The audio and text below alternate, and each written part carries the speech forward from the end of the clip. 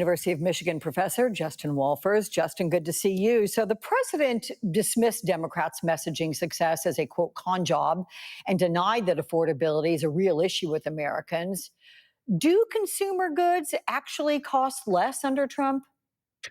No.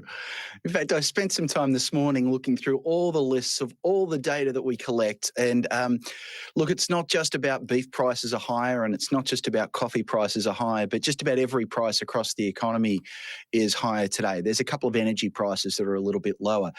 President Trump literally said explicitly prices are down under Trump.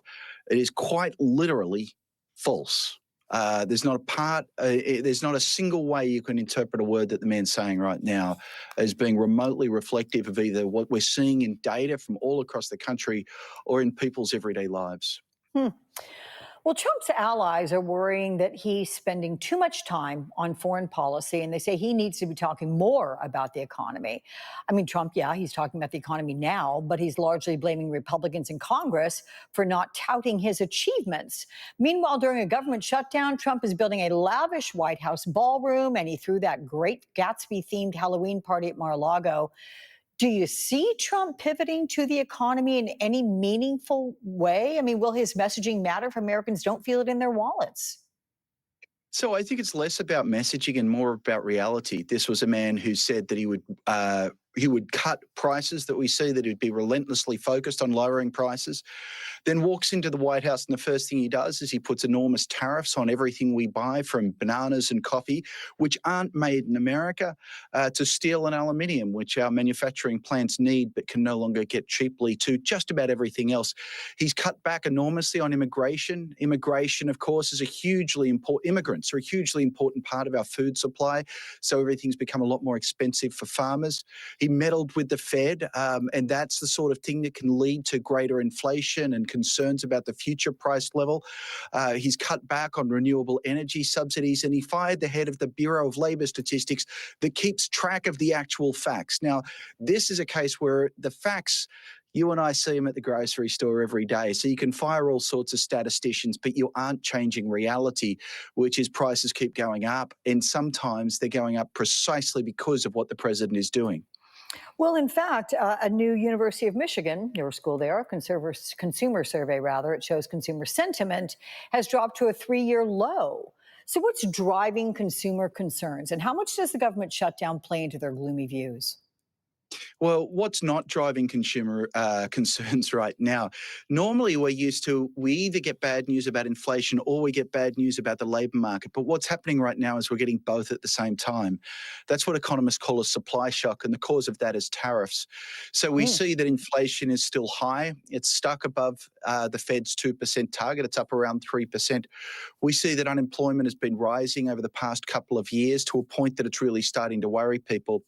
And then beyond that, people, I think, are just very concerned about their future. There's another wonderful question in that survey that asks about whether you think the government is doing a poor job on economic policy. And right now, it is literally at an all-time high. This is a question that's been asked for over 50 years. And the punters have never felt more dissatisfied with the direction of economic policy than they feel right now. If tariffs are the cause of a lot of the economic pain and gloom and doom that people are feeling, can you offer a reasonable explanation for why Donald Trump doesn't want to pull back on tariffs? Why this is something that he thinks drives the economy in a positive direction for him? Yeah, Alex, I have two roles that really matter to me in the world. One, I'm an economist, and two, I'm a dad. And sometimes you can look at what's happening in the world and you can think some of the world's great problems are from the failings of some fathers, and some of the world's great problems are from the failings of some Econ 101 teachers. Look, economists, it's not even a debate. Economists all across the political spectrum, literally every single one except those inside the White House, think that what the president is doing is a mistake. This is a man, of course, with immense convictions in it, that he and he alone knows the right way forward.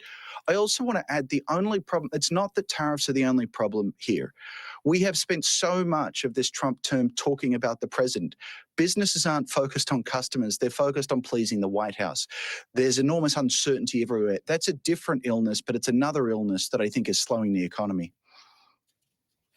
Let me ask you quickly. The consumer survey shows a so-called K-shaped economy where higher income households, they're doing well, lower income consumers are struggling. What is causing this divide? I don't think it's completely clear what's going on. We do know that this is a White House that is very focused on making sure the top end of town is doing okay. We do know that they've passed a budget that helps the rich. We do know that tariffs hurt the poor. We do know that when an economy slows down, that hurts working and middle class families the most. But I think beyond just this K-shaped economy, there's a broader question: is if we live in an economy that isn't delivering for all Americans, that's a sign of deeper social tensions and potentially a cause of even greater social tension. So very much something to keep your eye on. Okay, we'll ask you to help us do that, Justin Wolfers. Thank you so much.